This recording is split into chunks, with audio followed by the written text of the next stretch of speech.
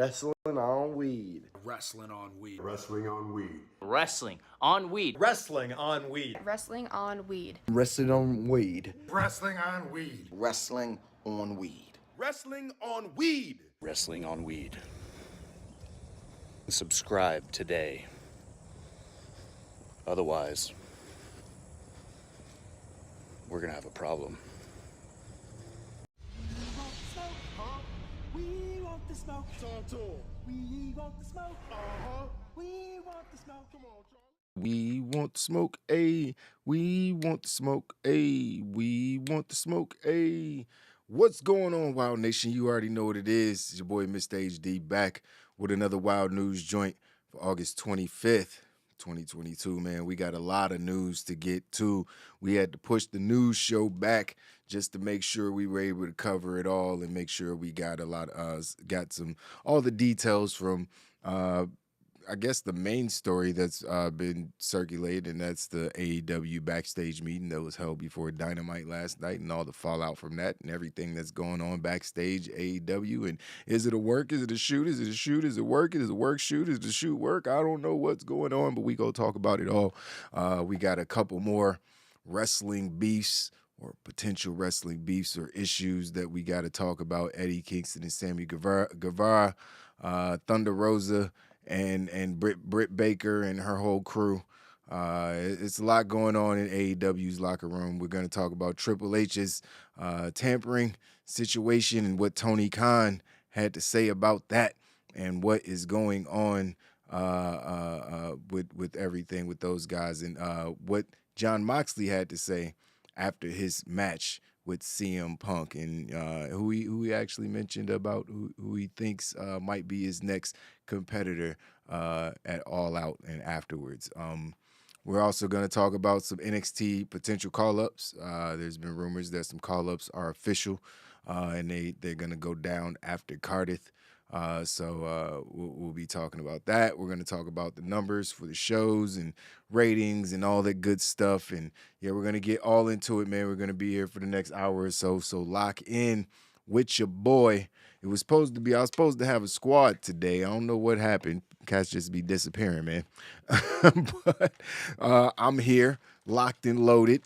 We going to get through all these stories, man. I guess we're going to start. Let's just start with the whole drama backstage, man, because everybody knows that that's kind of the biggest story going on in wrestling. Everything that was, that was put out there by I guess, it wasn't PW Insider had some of the news, but I think it was Sean Ross Sapp and the guys over at Fightful that really broke the backstage stuff. I'm not sure if they were the ones who actually had the news first, but I'm pretty sure they did, if I'm not mistaken.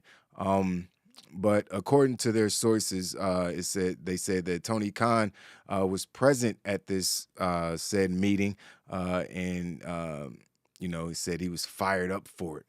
The meeting took place sometime between 3 and 4 p.m. Eastern Standard Time, around 3, 4, or 5 hours before Dynamite, I guess that would be, went on the air. And it was reported that several talents were called into the taping, yesterday, who were not booked to appear on any of AEW shows, including Dark or Elevation. So people actually were called into the show to make sure that they were at the meeting for everybody so they could get the message that was reportedly, put out there. As for what was covered in the meeting, some of the smaller topics included working as a team, the lines of communication, and who talent could talk to. However, Fightful was told that one of the more notable things covered was deeper concerns with communication issues. After rumors spread of Khan being hard to reach and having a lack of access to him, Khan addressed how much access to talent the talent has to him. Kenny Omega, who recently returned to in-ring action, the Young Bucks also chimed in, saying their doors are always open, and if there's any concerns, they can always approach them. And there was more reports. That was the report from yesterday. The report from today elaborated on what actually went down at the meeting because, yes, all these people did speak. Yes, Tony Khan did make these things clear. I don't know if it was detailed or if it was like really harped on, but it feels like Tony Khan at some point was like, yeah, all these leaks, y'all need to shut the fuck up. Cause it's like it's always some shit that's leaking from this locker room, and Tony Khan has already spoken out about how he thinks that it's, disgusting. I don't remember the word that he used exactly, but he's not a fan of backstage or people leaking backstage personal stuff to the dirt sheets or the YouTube streets or the IWC or whatever it be. He's not a big fan of the stuff, even though they're the ones who are pretty much the fans of his, CM Punk kind of stated that, but we'll get into that in a minute. But yeah, so this meeting, there was a little elaboration on the meeting. They said PW Insider reported this when the meeting was bookended by AEW owner and CEO Tony Khan with AEW VP Pat Buck, senior producer, special advisor, and talent relations Tony Schiavone, Chris Jericho, AEW EVPs, the Young Bucks and Kenny Omega, and the chief legal officer Mega. I don't know I can't pronounce that. I'm not gonna try. Also speaking, Khan began the meeting talking about the changes to AEW's talent relations and developmental department, as well as recent reports of WWE contacting AEW talent. The report noted that Khan was very animated while discussing this, noting how WWE had dominated wrestling and AEW was now a viable alternative. Buck would talk about the need for AEW talent to respect the coaches, producers, stating that the new structure would lead to them going to coaches more as opposed to just approaching Khan, and how talents could pitch ideas going forward. All right, so we'll stop right there before we move on. That's Tony finally realizing that he can't be the only boss. He's putting his minions in place. He's getting his oh man, his John Laurinaitis and his Kevin Dunns, and he's getting all these people and he's putting them in place because he's like, look, I gotta have some minions, some people that I could trust to do whatever I tell them to do, who's gonna make sure that everybody else answers to me and me only. So Pat Buck is one of those people. Who's obviously he's done a couple backstage angles with Luchasaurus and whatever, getting beat up and breaking up fights and stuff. He's like the head backstage guy, it feels like. So obviously it made sense for him to speak up, in my opinion.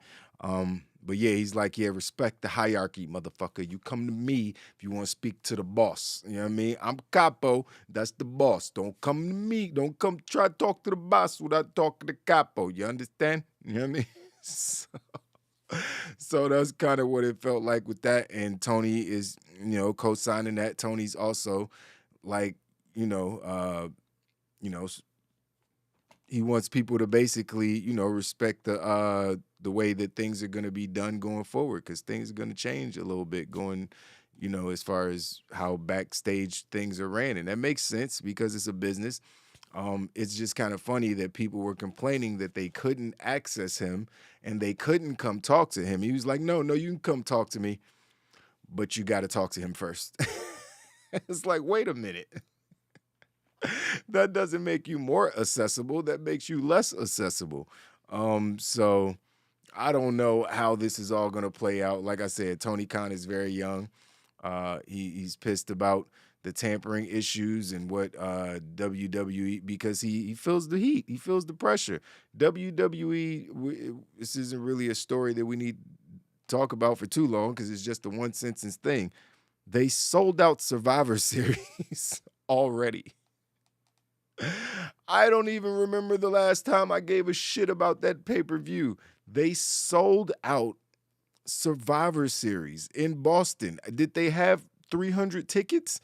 How did they sell out Survivor Series that fast? The goodwill that Triple H has in the pro wrestling world is ridiculous.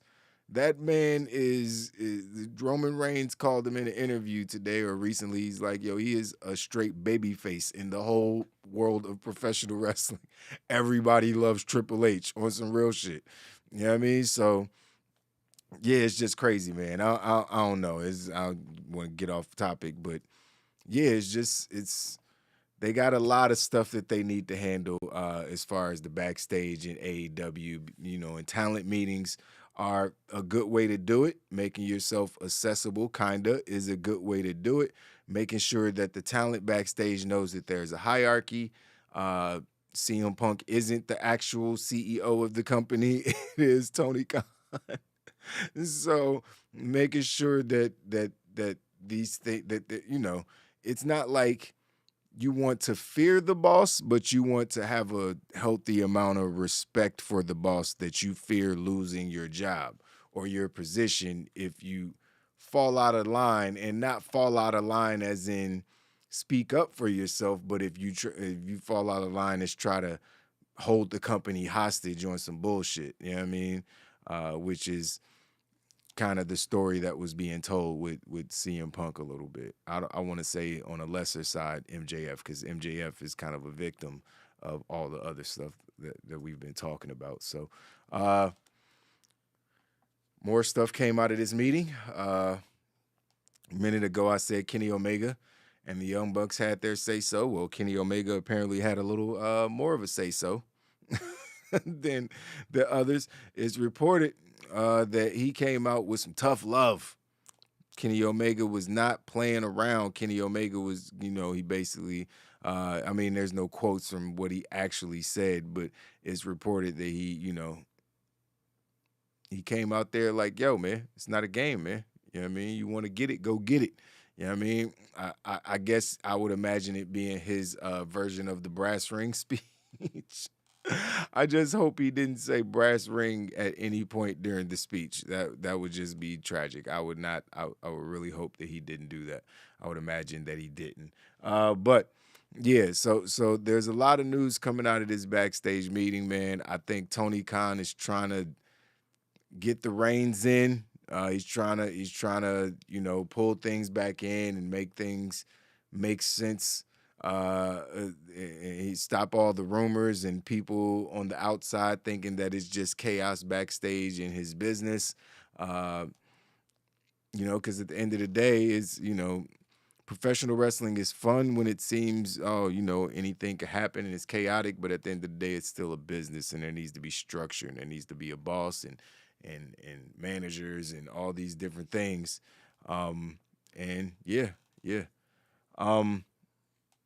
What's going on, Gruss? Gruss said the interim wild. Hey, man, go ahead with that interim shit, man. What'd I tell you about that? If Tony Khan was smart, William Regal would be his number 2. That's a good point. I think he's kind of headed towards that. I just feel like he's like the same situation. Like, he hasn't been there long enough to just overstep people like Pat Buck and people who've been there way before him. He's just got there. You know what I mean? So, I feel like he's just playing his position as well. Remember Laylo at AEW had a brass ring ladder mat? No, I don't remember that. I don't think anyone would ever want to remember that, Gruss, ever. But moving from the actual backstage meeting that happened before Dynamite, we're going to talk about some of the things that may have led to this backstage meeting, and the unrest that was going on in AEW, because there was a lot of unrest, if you will. This whole Eddie Kingston and Sammy Guevara thing. This thing is seemingly gotten out of hand, or it did get out of hand at one point, and obviously it's over now. But it was a time we didn't see Eddie Kingston for a few weeks, and I don't know if I really noticed. I don't know how long he was suspended. Was it 2 weeks? Was it 30 days? I'm not 100% sure. But yeah, it was a little interesting. Let me pull this up here. Oh, hold on one second. There we go. It said Eddie Kingston and Sammy Guevara were supposed to compete at All Out, but that doesn't seem like it's happening. AEW still hasn't confirmed one way or another, but Eddie Kingston has been off of television the last couple of weeks, with Fightful gaining word that he was briefly suspended by the company. Yeah, it says They've been unable to confirm with All Elite Wrestling, but have heard that he's already completed it. So the suspension is over. Kingston has not been present at recent All Elite Wrestling segments, and we've been told told of at least one segment to the build up of that's planned at All Out once that was scrapped. I'm sorry. That's how did that read? To build up the once planned All Out match that was scrapped. Damn, can't read much. Rumors among talent that we've heard about that. They need to use more commas. Run on ass sentences, man. Among talent that we heard about said that Guevara and Kingston had developed heat, and it developed into an altercation. Now, what was this heat about, ladies and gentlemen? Any guesses? Any guesses? He called him fat. I hope it was more creative than just that, but apparently he just called him a fat piece of shit. So that's that, man. What do you want me to do? He called him a fat piece of shit, and Eddie tried to punch him in the face. So, you know what I mean? Like, I don't agree with Eddie Kingston trying to punch somebody for calling him fat. You can't try to assault somebody for calling you a name unless it's like some super, like, come on, man. You're a grown-ass man. You can't be trying to beat people up for calling you a fat ass. Like, that's just, and you're fat. So fucking what? Like, that's part of you. Like, you show off your gut. It's not like you're wearing loose-fitting T-shirts. It's cool. Like, there are fat people. You healthy as a motherfucker. Motherfucker can wrestle a 30, 40-minute match. You healthy as shit. Ain't nobody, like, you just shaped different. That's all it is. There's fat people who are unhealthy. You know what I mean? Who are like one step away, one cheeseburger away from a cardiac. And then there's just people who got a gut. You know what I mean? But still work out. They just ain't doing fucking crunches. You know what I mean? But I'm pretty sure Eddie Kingston smoked mad weed, and I know he likes ice cream and shit. He already stayed. So, I don't know his health. I don't know if he's actually healthy, but shit, he could probably wrestle longer of a match than I can. You know what I mean? I work out all the time. I've got my dry fit shirt on right now because I'm about to go to the gym. So I'm sure Eddie Kingston is just fine when it comes to his health, but he's probably like, hold on, little dude, I beat your ass. Who is you talking to? So I'm not mad at Eddie Kingston. You know what I mean? He actually came out and had words about it. He said, you know the truth. I wouldn't lie. I was wrong for being unprofessional. This is the blind fact. He did what he did, and the public can judge that. But I know for a fact that I was wrong. That's very adult of Eddie Kingston to do. That's very smart of Eddie Kingston to do. And he's not even a baby. He's a super baby face, but he's just being real. He's just being real. Like you can't do that. You know what I mean? Somebody call you fat, especially at work. You can't just punch him in the face. You know what I mean? Most jobs you're getting fired. So he got suspended. Apparently this is all legit. I'm not sure, because everything feels like a work in this company.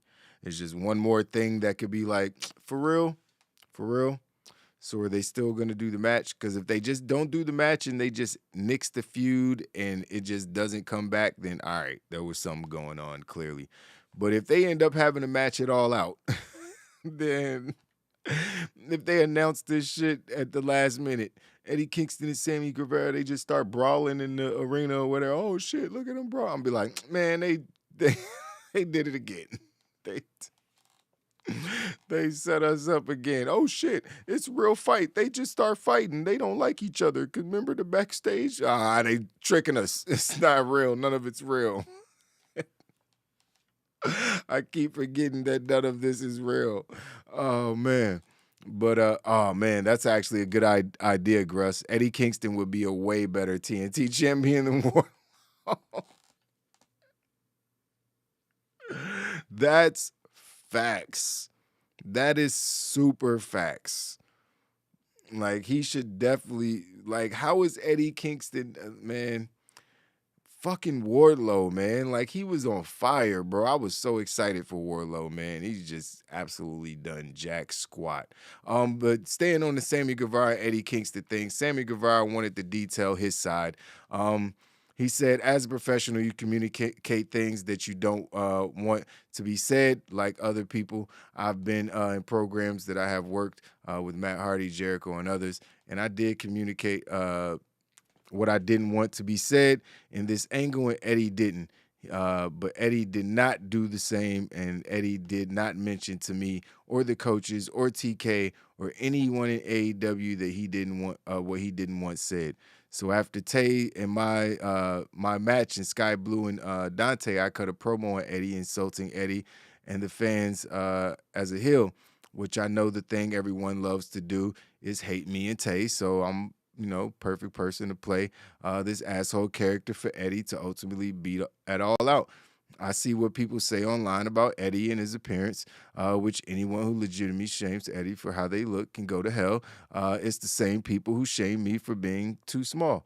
So Sammy Guevara, the character, I could be physically, be the physical person playing be the physical person playing that person that Eddie can shut up at all out.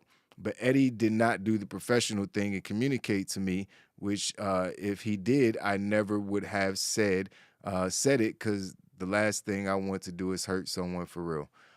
So after the promo, I get back to Eddie, and he's flipping out, yelling, "You can't call me fat," over and over as I'm trying to walk down the stairs, and Gorilla making a big scene. People get in between us. Eddie tries to pie face me, and he more like touches my face. It was weird. He probably did this. The half mush. Everyone backs everyone up. It was unfortunate because this promo was on a tape show and easily could have been edited, which they ended up doing anyways. I know this isn't Eddie's first time being aggressive and getting out of control backstage. I know he had to do, deal with some kind of anger management after this whole thing. This whole thing was very unnecessary, but it is what it is. Live and learn, I guess. On to the next we go. And it said Guevara requested to be quoted directly on the matter. Well, guess that clears everything up. Because that sounds like the absolute truth. That sounds like what truth sounds like. Sounds like somebody being very definitive about what happened in the story. Eddie Kingston didn't come out and even try to elaborate, because he's like, you know the story, or if the story comes out, it was what it was. But I was wrong, 100%. Yeah, if that's how it went, that's kind of crazy. Like, if you can't be, especially if you ain't tell him that if he ain't know, and he wasn't doing it, he was doing it in character, which makes it weird. Like they say the craziest things to each other on Dynamite. And like, can he ever feud with Christian Cage? Christian Cage is going to destroy Eddie Kingston on the mic.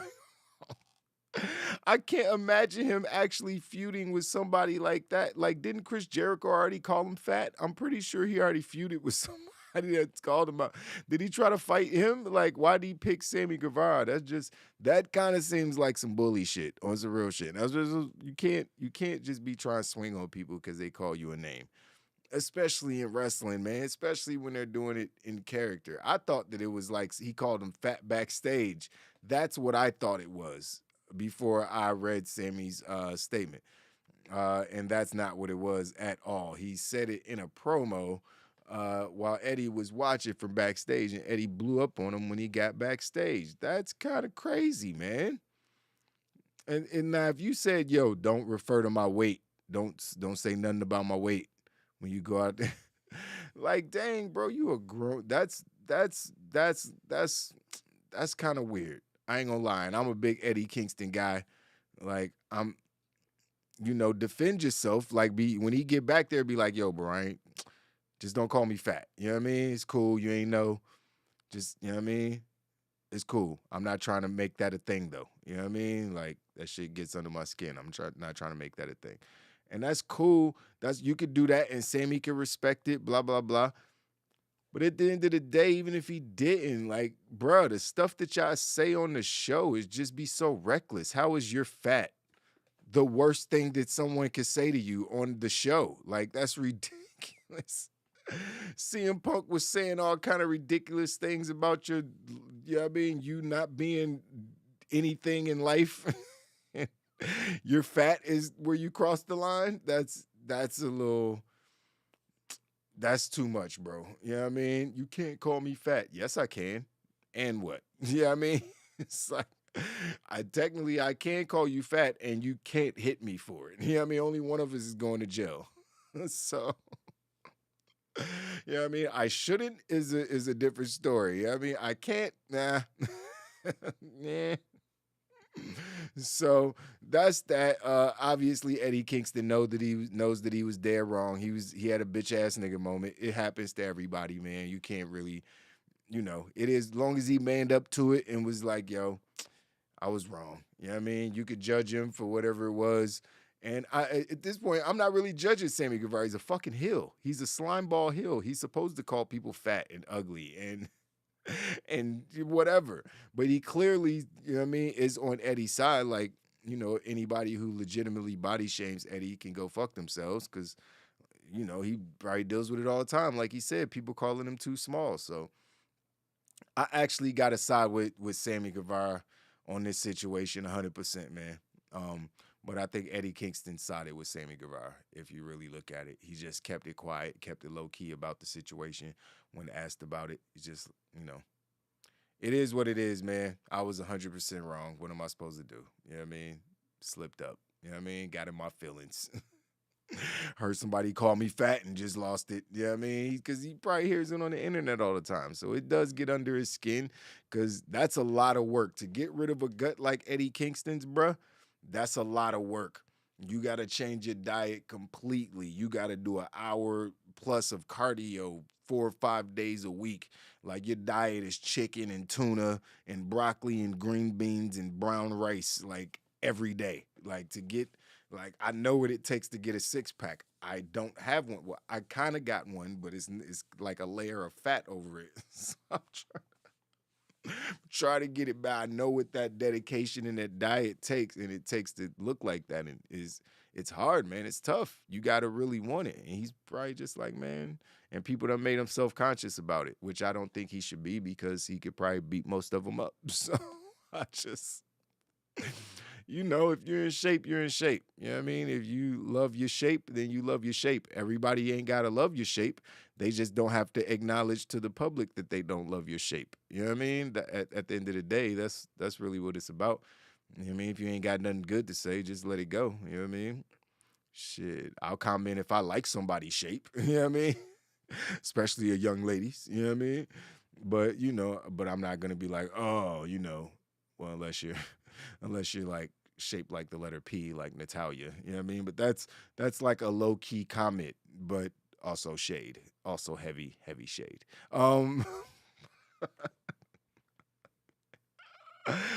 See, we're all guilty of it, man. I'm no better than Sammy, or no better than Sammy. So it is what it is. So yeah. Also, we got to talk about the whole Jon Moxley thing, man, because Jon Moxley squashed CM Punk yesterday. On Dynamite, the match reportedly went 2 minutes and 50-something seconds. Hey, what can you do? What can you do? Jon Moxley said, what did he say? He said, I don't get paid by the hour. It's a good quote. He said, belts come and go. I'll lose this one at some point. Somebody will beat me. I'll get back on the horse and get another one. I'm not going to quit for 7 years and feel sorry for myself. Ooh, kick a man while he's down. Why don't you, John? Sheesh. That's not how things go. The win last night felt good. All of this is what you make. All of this is what you make it. If they say you're interim champion, no matter how hard you work, you're not a real champion, it felt obvious it would be leading to a confrontation with me and Gruss. me and CM Punk. It was an inevitable conclusion that happened last night. I knew the minute I walked into the Forbidden Door, I was going to work with him at some point.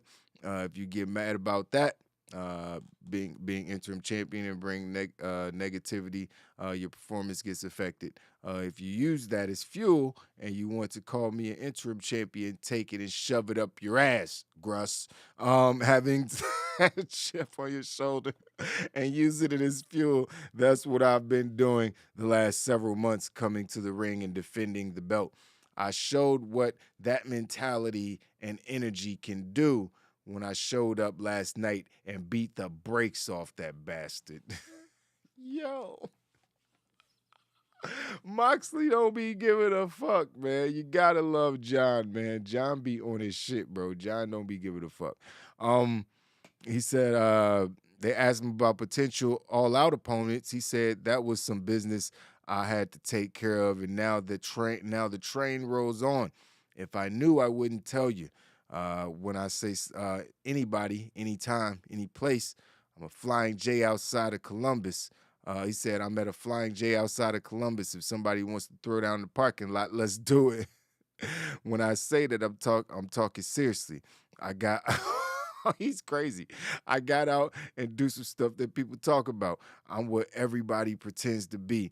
All these guys sitting at home tweeting about what they should be doing. Meanwhile, I'm at an indie show in front of 400 people stapling dollar bills to my foreheads. Now I get to walk into Chicago, his hometown, and we'll see how the story unfolds from here. So, Moxley is, my opinion right now, the best in the world.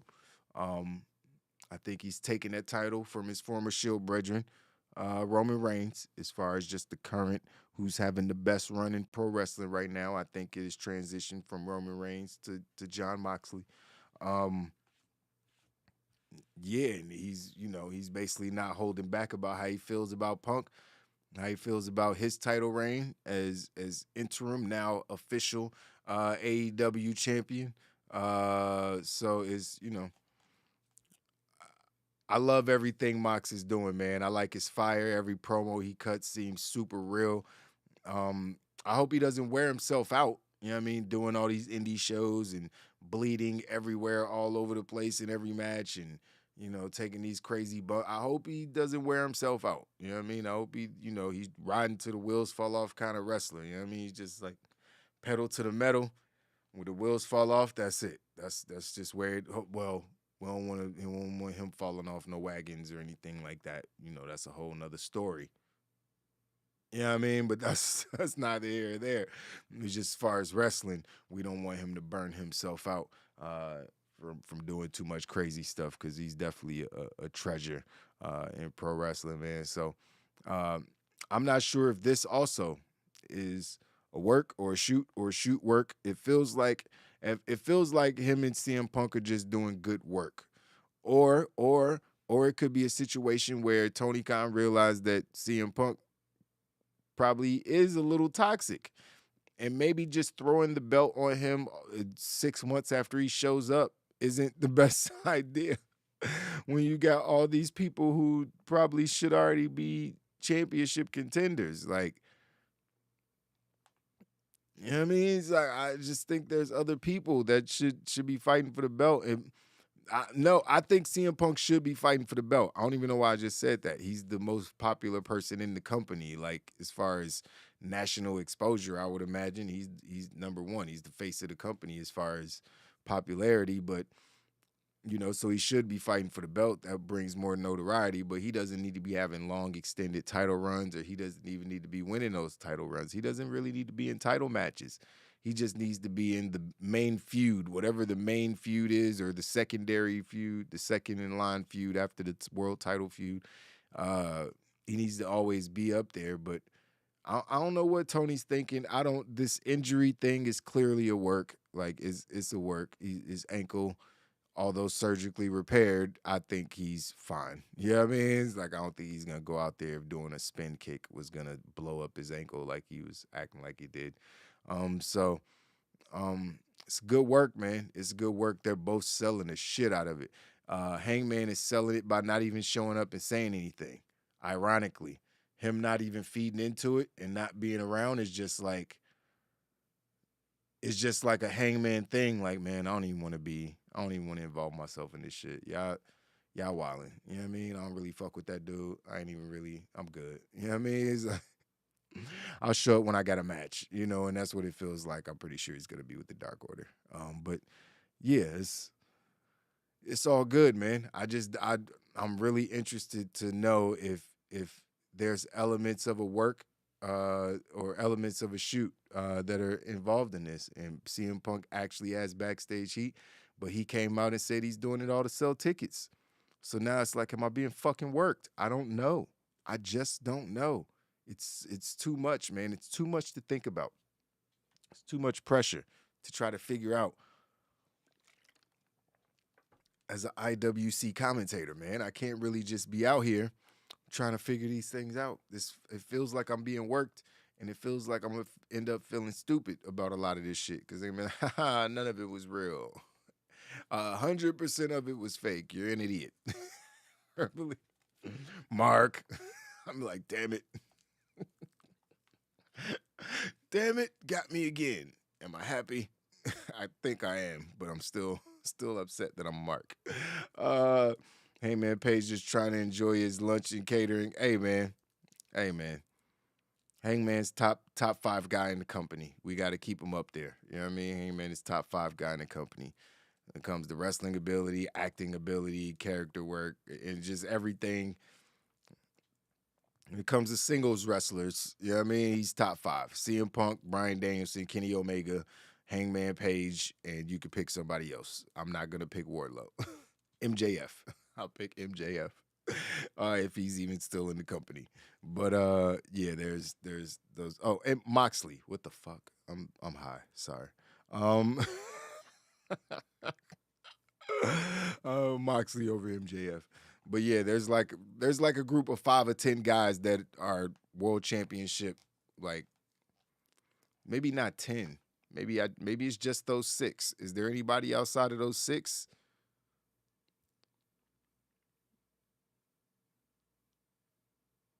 No, there's not.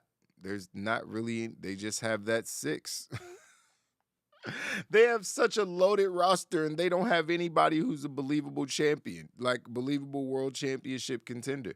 That's crazy. Like, well, I would throw like Miro up there, but he's not anywhere near that shit. But he's like a believable contender for the belt at least. But yeah, Lance Archer ain't nowhere to be seen. I can't think of that many people who are like legitimate. I want to say Wardlow, but he's not. MJF is definitely in there. Like if we're doing like top 10, MJF is definitely in there as far as world championship contenders. I feel like he should have had a fucking title match before Punk. That's an interesting question, man. That's an interesting question. I think they might, that we could squeeze 10. We could squeeze 10. You would have to add like Miro and maybe a Malachi Black, Malachi Black in there as a world title contender. You might have to force Wardlow on that list. That's tough. But you got Punk, Danielson, Hangman, Kenny Omega, MJF, and Moxley. Those are the 6. The AEW 6, not the SmackDown 6. That's the Dynamite 6. So that's your world title picture. You know what I mean? For real. So there's other people. Ethan Page could be thrown in there. He should be at some point be hovering around the world championship title, the world title picture. There's a few people, man. There's a few people. I don't think Tony Khan, he knows what he's doing because he's doing a lot of good, entertaining shit, man. SmackDown got a 4.45 blunt rating last night. So the shows be entertaining as hell. It's just they don't feel like they be having a lot of direction, which can be exciting, but can also lead nowhere. That's kind of the idea, having no direction. No direction, You get nowhere. That's kind of the whole thing. So you kind of need to have some kind of vision. And maybe the vision, part of the vision is not letting us see the vision because they know the internet just be deep diving, and you got channels like mine and others who are all over scouring everything on the internet trying to find all the details of what's going on so they can go spoil everything for everybody. And they're just like, how do we get around this so everybody can't predict our show every fucking week? And hey, let's throw them off the scent with this and throw them off the scent with that. Let's confuse them by thinking this is real and that's real, or that is it. Yeah, everything could be at work. I don't know. Tony Khan could be an idiot and just be making a bunch of mistakes and not know how to run a company, or he could be way smarter than me because he's a billionaire and he's running a company. So, you know what I mean? I tend to, lean towards the latter, you know what I mean? But, we'll see. We'll see how things turn out, man. We'll see how things turn out. Yeah, but moving on from the Moxley stuff, man, another story that kind of, this shit is crazy, bro. It's like so much drama. It's so much drama. Another thing, we're going to get to some lighter stuff in a minute, but another thing that happened that could have possibly been a reason that this meeting was called or or instigated is the whole shit with Thunder Rosa and Jamie Hayter. Now, it's been reported now that none of Britt Baker and her crew, Jamie Hayter included, really fuck with Thunder Rosa. Now, this report came from Fightful. This shit is kind of crazy. Fightful said they confirmed from Voices of Wrestling recent reports that indicates that Britt Baker and Thunder Rosa can't stand each other. That's crazy. With that having been the case for over a year. It says still, the two attempted to remain professional and work with each other, and from what we're told, remained open to doing so for the sake of simply doing their jobs. However, Jamie Hayter also had developed heat with Rosa, so she, after she got her nose broken in a match recently, much of the heat on Rosa has emerged from her working stiff in the ring. And these are things that we've heard about Thunder Rosa already, so we don't. It's kind of crazy. Word emerged shortly before Dynamite that Thunder Rosa was injured and wouldn't be competing at All Out. Fightful Select had gained word that the original plan was for Toni Storm to emerge victorious and win the AEW Women's title. I think everybody assumed that. Now she'll compete for the interim AEW Women's title against Hikaru Shida, Britt Baker, and Jamie Hayter. We've not learned of the creative plan set yet for the title. So we'll see what happens. But we've heard, I can't remember, who was it that that fucking Thunder Rosa had issues with as far as working stiff? It was somebody recently. I can't quite remember, but she had a couple issues with somebody saying she was sandbagging in the match and different things like that. So, this can't become a thing, man. Thunder Rosa's name can't keep coming up in issues where people just like, yeah, I don't fuck with her. Yeah, I don't fuck with her. Yeah, I don't fuck with her. And it's always centered around something in the ring. Now, I don't know what the issue is between her and Britt Baker. They just seem like they have personalities that are different. You know what I mean? They seem like they have very different personalities, and that's fine. People clash on that front and have different personalities. That's okay. You ain't gotta like everybody you go to work with. But they decide to keep professional, which is good. Still doing matches, still having a feud, doing whatever they got to do to make sure that the checks come in and they keep their jobs. And that's smart. That's how you should do it. Jamie Hayter, on the other hand, is like, man, who the fuck is this bitch? I'm about to whoop this bitch's ass. Because this shit got kind of crazy. Because apparently when she accidentally broke her nose, Thunder Rosa was apparently hiding in a bathroom because she thought Jamie Hayter was going to fuck her up when she got backstage. Now that is a whole different, you got to take the belt off of her at that point. Once a story like that breaks, it's just like take the belt off of her. Just hand it to fucking Jamie Hayter. She's clearly tougher. She's clearly gonna beat the dog. She's probably gonna shit on herself in the ring if she's got to wrestle. Just get a belt to Jamie. Fuck it. She's the champion. You scare somebody into locking themselves in the bathroom, you're now the champion. I'm pretty sure that's how that works. I'm pretty sure that's how that works, man. So, I don't know how. Obviously, Thunder Rosa is going to be gone for a while. I'm sick of this whole interim champion thing. Just get rid of the whole. Moxley gave a cut multiple promos to let us know why the interim championship shit is stupid. They're just the champion until the person comes back, and when the person comes back, they're the number one contender. I know you could do the unification match, and all right, it's fine, Thunder Rosa. But what if Thunder Rosa's? What if there's two other people that are so hot that you can't just inject Thunder Rosa right into the title picture, or it doesn't make sense? You're leaving yourself no wriggle room with that interim shit. You know what I mean? As soon as Thunder Rosa comes back, like she got to get her shot at the title. She's the actual champion, and she's ready to wrestle. Same with CM Punk coming back. Just he might have came back too early in storyline. So, it's interesting. I'm interested to see what happens with these ladies. Jamie Hayter, she seems to want the smoke. Now, I don't know what's going to happen at All Out with the Fatal 4-Way. We'll talk about that at predictions when I predict all the matches and retain my predictions championship title. But that's another story. So I think that's all the beef that we have to talk about. As far as drama backstage at AEW, I just really want to take a breath from that, because it seems like it's a lot of drama and a lot of beef going on at AEW. So I'm sure there'll be more stories and more stuff coming out about all of that shit in the coming days. Hopefully they can get things organized back there. Tony's trying to get some structure around things. I respect that. Hopefully he's able to do so.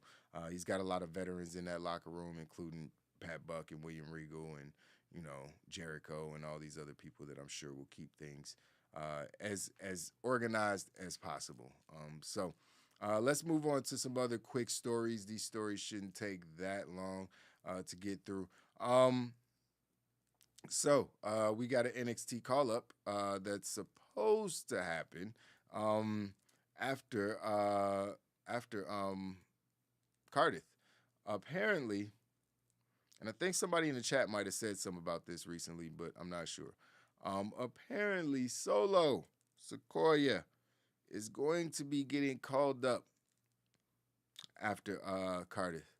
Now, that's also going along with rumors that Legado del Fantasma is going to be called up. All three of those guys, Escobar and his crew, being called up.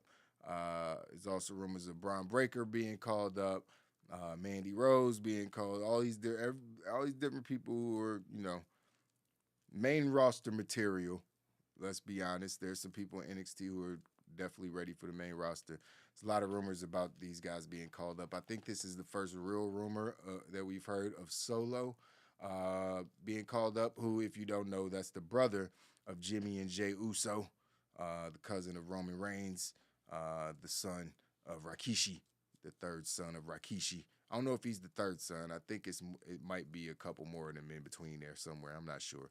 But yeah, Solo has been doing his thing. Yeah, and looks like he might be getting called up to the main roster right after Cardiff. He should definitely join the Bloodline. It would make no sense for him to do something else. You're gonna be like, yeah, hey, there's this guy who looks exactly like the Usos, but yeah, we're just not gonna. He's not related, but he looks exactly like them. I know, but let's just ignore it. It's like he's just a whole different person. His last name is Sequoia, not Uso. Uso isn't their last name. It means brother. Oh, so that's not. Oh man. So yeah, man. So another quick story. Looks like WWE won't be switching to TV 14 anytime soon. Looks like it's gonna be a PG-13 show going forward, which makes a lot of sense. There was a lot of speculation that WWE might be switching to TV 14 once even before Triple H took over. I think is when the rumor actually took off. But that is not going to be the case. They've been PG. I'm pretty sure it's just straight PG since 2008. I think they've been PG-13 for a while now, if I'm not mistaken.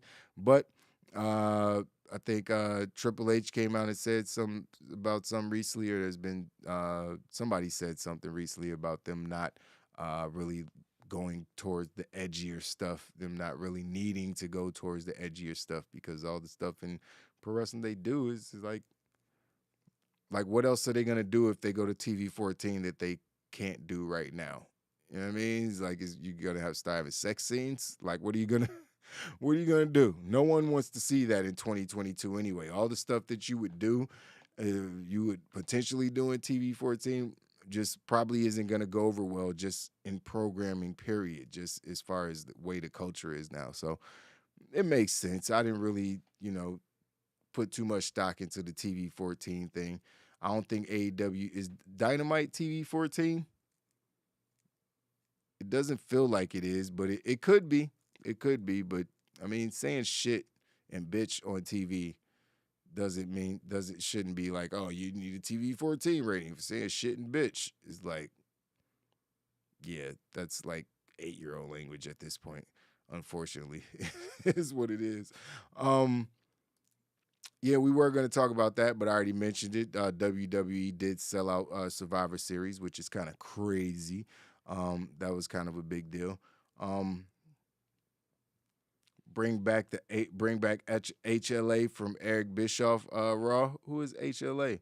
Bischoff said it best. Controversy creates cash. Yeah, that's facts. But then you got to come out on the other side of that controversy. It's about, do you want the quick buck? You know what I mean? And sometimes that controversy, it definitely gets you the quick buck. But then on the other side, people are like, yeah, I'm not with this goofy shit no more. You know what I mean? And then people just stop. Then you don't get the long-term play. So it's always a little tricky on how things go, man, how they play things. But we'll see what Tony Khan decides to do, man. I think that's it for today's news. We're going to save a little bit for tomorrow's show. Roman Reigns had some comments in an interview he did. Bianca Belair signed a big deal. We'll talk about all of that stuff coming in tomorrow's news show. But stay tuned for all the other videos that we do have coming out, man. As you can tell on the channel, we've been busy over here, man. And we just getting busier. We got a lot of content. Trying to come up with some dope ass original wrestling content that we could do for you guys, and once we get the ball rolling on that shit, it's gonna be even more fun to come over here to Wild Nation. Appreciate you guys being locked in as always. Gruss for blowing up the chat, always being in here showing love, man.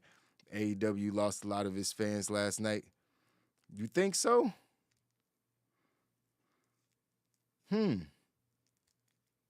I don't know about that, man. I don't know about that. I think they got him back with the 3-on-3 match, the trios title match. Like, whatever fans they did lose, but I think maybe the people who were just watching for CM Punk, maybe some fringe fans who were just watching for CM Punk and they saw him lose that fast, they're probably like, but I feel like they might be like, oh, what's happening? They might be searching for shit, and you know what I mean? I don't know. I mean, the ratings say otherwise, though. The ratings say otherwise. The highest rated Dynamite since February, I think, was what I saw. So, I mean, people tuned in to see Moxley and Punk. You know what I mean? So, we'll see how those numbers hold up if they stay above 1 million people tuning in. So, we'll see. We'll see. Yeah, a lot of people left after the title match. Yeah, I mean, you mean left the show? Those people are marks, man. Like, if you got up and walked out after a squash match like that, like, okay, I take that back. If you bought a ticket to that show just to see Moxley and CM Punk, and then you got that, I could see you being upset. I could see you being upset. But you can't be upset for that long. You know why? Because you came to a pro wrestling show where there's disqualifications, run-ins at any time, weapons are used, there's fucking all kind of crazy shit that happens. Like Daniel Bryan got beat at WrestleMania in 18 seconds. What? It began the yes movement, but still if you paid to see Daniel Bryan wrestle, you got to see him kiss his girl and get kicked in the face at WrestleMania. You know what I mean? And I doubt people got up and said, I'm not watching the rest of this show. It's like, it's pro wrestling, man. It's pro wrestling. Shit like that's gonna happen. Like, it's gonna happen. You just hope that it don't happen to the one match you want to go to see go the longest, or whatever. But when you watch it pro wrestling, sometimes we gotta remember this shit is literally like a stage play. It's all scripted. So there has to be stories. The story can't be every time we have a 20-minute match. Every single time we go out, there's just a 20-minute clean finish match. That's not pro wrestling. That's wrestling. That's 4 or 5 rounds of amateur wrestling or MMA or some shit. That's not professional wrestling. It's scripted. It's a story. It's fucking soap opera. You know what I mean? And part of the soap opera is having those weird finishes and shit like that, man. It's just, that they knew that they couldn't charge people for that. You know what I mean? As far as pay-per-view money, you know what I mean? People in Cincinnati or Cleveland could be mad, but, you can't charge $50 and then do that shit, because then that's a whole nother, then you're going to lose some people. But, putting it on Dynamite, and apparently this was all Moxley's idea, because I think we mentioned this earlier on the Blunt ratings. Moxley he wanted to,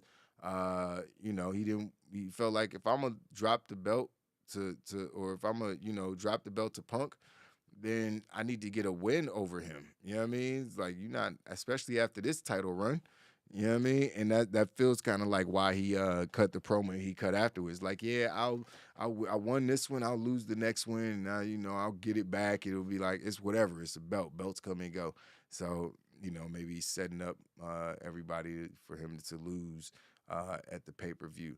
But CM Punk beating him on one leg, like Trav said, it's a tough sell, man. That's a tough sell. So I don't know what they about to do.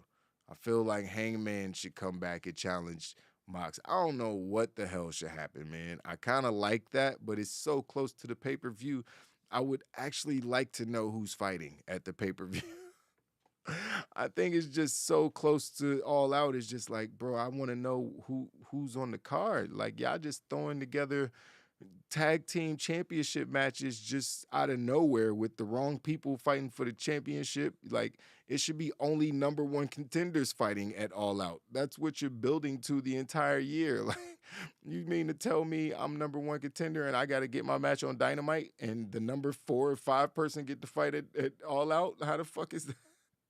The fuck is this ranking system about? You know what I mean? Just don't rank me then. It's just stupid. So they got some things to fix, man. They got some things to fix. But I think Mox made a good decision by switching things up and being like, yo, I'll beat him. We should do the match, on Dynamite. I'll beat him. I'll keep the titles, and then he can beat me in Chicago. Everybody's happy. You know what I mean? Mox got his win in his home state. CM Punk get his win in his hometown.